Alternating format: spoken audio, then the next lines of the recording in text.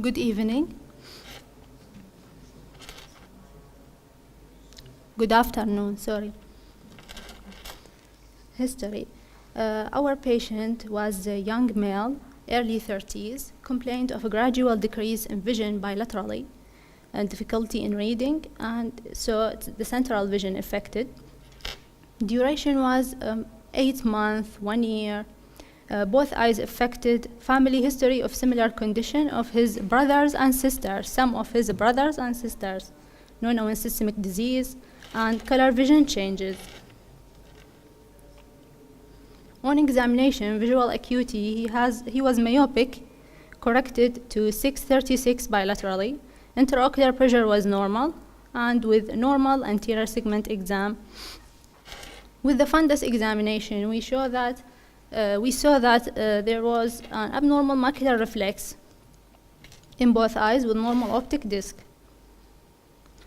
We sent the patient for OCT for both eyes to see whether this macular lesion is significant or not.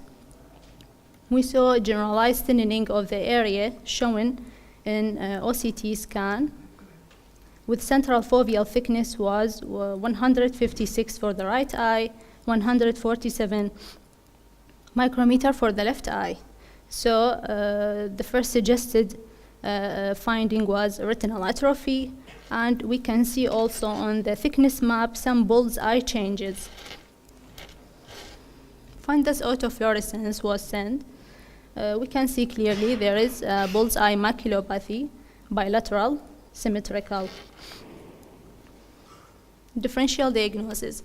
We have a large range of possible causes in this condition. Maybe drug toxicity, like hydroxychloroquine, chloroquine, clofazimine. But the patient didn't report any systemic disease and he wasn't on any known drug. We thought next of fundus dystrophy. For fundus dystrophy, we have a number of causes, a number of possible diagnoses. Could be Stargardt disease also.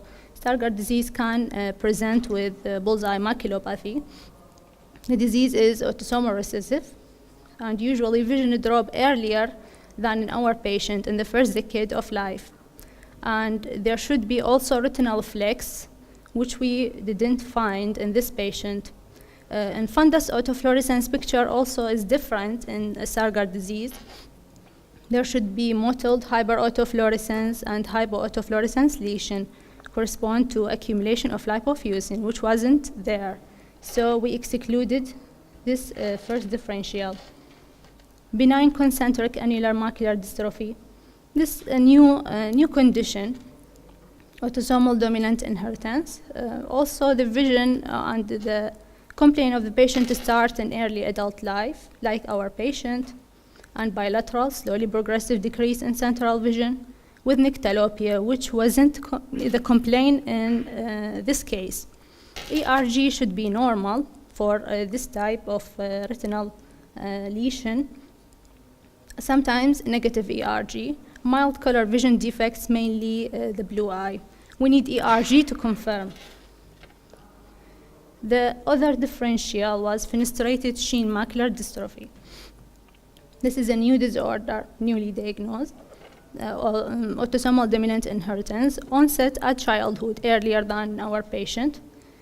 Start as retinal changes اللي هي mainly تكون central golden macular sheen with bull's-eye configuration.